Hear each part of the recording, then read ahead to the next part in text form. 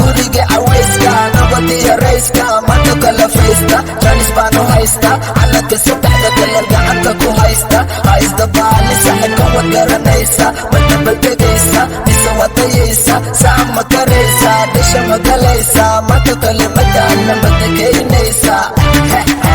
gobonimo deriska udaaqa deriska libaxyada geeska guriga caweyska nabadiya rayska maanta kala faysta jaanis baanu haysta calanka saddexda kalar gacanta ku haysta haysta baali saaxibka wad garanaysa madabaldegaysa mise wadayaysa saca ma karaysa dhisha ma galaysa maanta kalimada alla madageynaysa